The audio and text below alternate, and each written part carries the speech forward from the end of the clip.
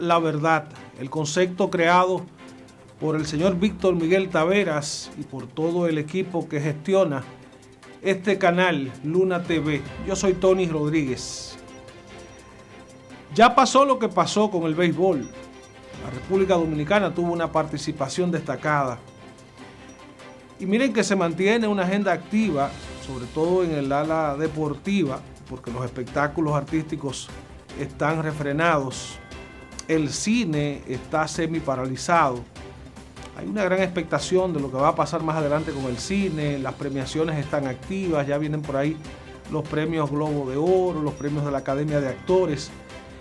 Hay un premio en México que ya se va a realizar próximamente. Hay el premio Oscar que también tiene una gran expectación para este año. En fin, hay muchas cosas buenas con el séptimo arte. Pero el deporte es más real, más activo, y ya vimos el éxito del montaje de la Serie del Caribe en Mazatlán, México. Ya México se quiere quedar cada 2 años con la serie, y la participación que de algún modo hay que reconocer de equipos como Colombia, Venezuela, Panamá, Puerto Rico, en fin. Por ahí viene el Super Bowl, que es el clásico más importante, de mayor expectación en todo Estados Unidos y en una parte del planeta, porque ya con la comunicación global hay deportes, hay espectáculos que tienen seguidores en todas partes. El Super Bowl es el mayor evento deportivo de Estados Unidos, y el día del Juego de Estrellas de la serie de la Liga de Fútbol Americano se da todo esto. Pero yo quiero hablar del lado positivo a propósito de una propuesta, un concepto publicitario que está vigente en los medios.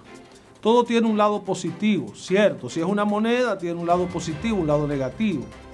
Si es un globo, tiene un polo negativo, es un polo positivo. Si es un cuadrado, tiene 4 lados. Si es un triángulo, tiene 3.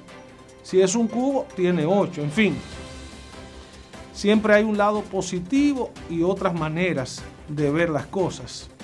Yo digo que el lado positivo, en medio de la pandemia, en medio de la crisis económica de escala global, hay muchas cosas buenas que están sucediendo. Se ha puesto en boga el teletrabajo, se han dado una cantidad de emprendimientos que han resultado positivos, rentables. Y eso ocurre en cualquier parte del mundo, inclusive en la República Dominicana. Hay gente que está cantando victoria en este tiempo porque le está yendo bien en sus negocios. Hay otros que lamentablemente han quebrado, han desaparecido, fruto del confinamiento y las medidas restrictivas que está librando el gobierno para torear la gran crisis sanitaria que de algún modo nos ha tocado para lamentarnos.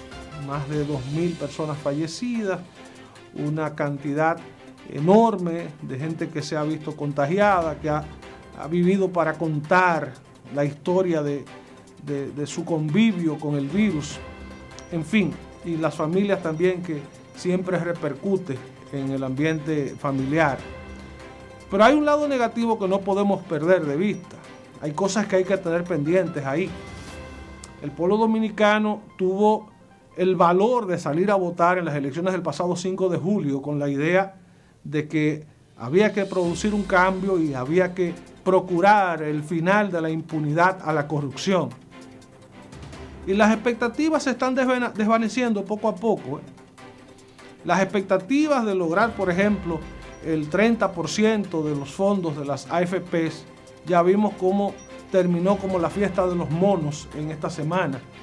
La expectativa de que se iban a generar una enorme cantidad de empleos en los primeros meses de gobierno, o que se iba a construir una cantidad importante de viviendas, o que se iban a generar una cantidad importante de proyectos.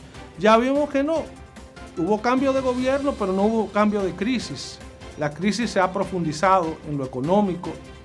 La crisis se ha profundizado porque hemos caído en un estado de ansiedad, fruto del largo tiempo que ya tenemos encerrado y que estamos en esta situación de no saber por qué puerta salir para liberarnos de este confinamiento. Ese efecto emocional, ese efecto psicológico, más ese efecto económico, más el efecto de todas las crisis existenciales que se derivan de una misma crisis, Entonces las cosas no están tan bien como quisiéramos.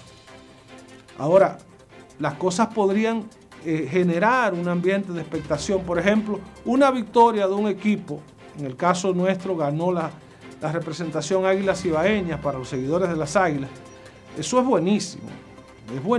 Ganó el torneo dominicano nuestro equipo, pero otros perdieron. La crisis del transporte, eso es viejo, Desde el final de la dictadura venimos trabajando el tema del transporte.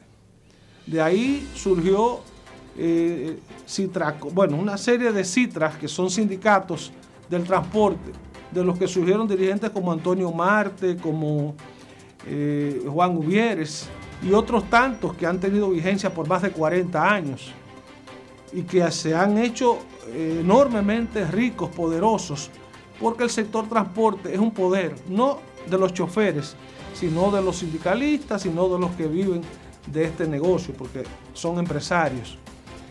Y es gente que no quiere ver solución a un problema. Están para dar respuesta a las necesidades del transporte, pero no para resolver la crisis del transporte. Ellos no fueron aliados del proyecto del metro, no fueron aliados del proyecto del teleférico, no han sido aliados del proyecto de la ONSA, ni de UNATRATE, ni de transporte colectivo, ni de ninguna de esas iniciativas que han promovido distintos gobiernos. Entonces, están ahí para evitar que las cosas sucedan bien, para evitar que se cierre un círculo de problemas. El caso del problema eléctrico. ¿Cuándo va a terminar el problema eléctrico en la República Dominicana? Mire, ya está fallando Punta Catalina, ya está metida en una jornada de mantenimiento con varias semanas del país semiapagado. Y no es culpa de este gobierno. Punta Catalina es un proyecto fallido, fracasado, una mala obra, una mala decisión de la clase que gobernó hasta el 16 de agosto pasado. Y esto no es política, Fue una mala decisión desde el principio. Un proyecto que debió costar 1.500, 1.600 millones de dólares, terminó costando más de 3.000 millones de dólares y terminó siendo una planta de una cosa cuando se prometió otra. Y que ahora hay que hacer una inversión para transformar el tipo de combustible en que ésta opere. No bajó el precio de la tarifa eléctrica, no resolvió por completo la situación del suplido eléctrico. O sea, no le ha dado respuesta. Lo que sí es que ha comprometido el aporte de los dominicanos, que a través de impuestos son los que pagan nuestras deudas, son los que pagan esos proyectos que se viciaron, que se llenaron de corrupción y que permitió que agentes internacionales se llenaran los bolsillos y los socios locales también. Eso es Punta Catalina, es un cuerpo de delito, es un proyecto de corrupción que financió probablemente 2 campañas electorales, se sabe de una, y que lucró a mucha gente que tuvo mucho poder hasta hace poco. Y así hay otros proyectos. El lado negativo sigue siendo que la corrupción está ahí, que no se ha resuelto, que todavía hay quienes conservan mucho poder y no quieren aflojar eso. Por ejemplo, ¿quiénes no están de acuerdo con la disolución de la Policía Antinarcóticos, DICAN? Había gente que estaba muy bien con esa cuentecita abierta, como la tienen otros con la DNCD, como la tienen otros con la Policía Antinarcótico, Anticrimen, como la tienen otros con Migración, como la tienen otros con el Ejército, el tema de la frontera, como la tienen los que tienen peajes en distintos lugares del país, en fin. El asunto que es largo, la crisis y la corrupción viene de lejos. Pero pensábamos que habíamos votado por ese cambio. Y el presidente Abinader tuvo una salida, una promesa que prácticamente cumplió. Vamos a elegir a un cuerpo de actores del Ministerio Público que no tengan vínculos con este partido que ahora gobierna. Y de ahí salió Miriam Germán, de ahí salió Johnny Berenice, de ahí salió Camacho y el grupo que está al frente de la Procuraduría General de la República. Pero ¿cuántos meses van desde agosto hasta acá? ¿Qué se ha hecho? ¿Qué se ha logrado? Ha caminado el expediente del asfalto. que envuelve 11.500 millones de pesos que se dispendiaron desde el Ministerio de Obras Públicas, de donde salió quien fuera el candidato a la presidencia por el PLD, Gonzalo Castillo. El viejo expediente de los aviones Tucano, ¿cuándo va finalmente a ser llevado hasta las últimas consecuencias? El caso de Brecht, que fue un caso macheteado. Primero le sacaron la página 14, después se creó un expediente contra 14 imputados, después se bajó a 8, se bajó a 7, se bajó a 6, se subió a 7. Y entonces, ¿para cuándo el expediente Odebrecht 2? Porque entonces hay otra cuenta por abrir. ¿Cuándo el expediente de la Cámara de Cuentas y los informes viciados que fueron validados ahí? ¿Cuándo el barrilito? ¿Cuándo la cantidad de peajes y de proyectos corrompidos que se generaron en los últimos gobiernos? Porque ahora hay mucha gente atento a lo que está pasando en este gobierno. Hay gente vigilando los contratos que se hacen, el filtro que tiene la ley de contrataciones públicas, el filtro que tiene la ley de libre acceso a la información pública. O sea, están utilizando todos los rigores de la ley para tener información privilegiada y cortarle la cabeza con el hacha a cualquier funcionario que esté generando proyectos y manejando fondos públicos en este momento. Pero esa corrupción que primó hasta el 16 de agosto, ¿cuándo va a comenzar a ser tema de los tribunales, tema del Ministerio Público? O sea, si la gente, como está ansiosa con la crisis económica y la crisis sanitaria, está ansiosa por ver que esos casos caminen, sencillamente así. Y ahora hay que comenzar a mirar en cada obra, en cada proyecto que se ha generado en el país en los últimos 20 años, un cuerpo de delito, como yo pienso que lo es el Cabral Ibáez, una obra que le ha costado más de 2.000 millones de pesos al Estado y al pueblo dominicano y que ni siquiera está terminada la remodelación. Hay que ver el cuerpo de delito en la reciente entregada Nueva Victoria, la cárcel de la Victoria, un proyecto que comenzó con un coste de 32 millones de dólares y terminó costando 250 millones de dólares. Hay que comenzar a ver cuentas en el suplido del desayuno, la comida y la merienda escolar en las últimas administraciones que ha tenido el Ministerio de Educación, y así otras carteras, deporte, cultura, salud, para que esto no se quede así, para que se siente un ejemplo, porque estamos jugando al mareo ahora también.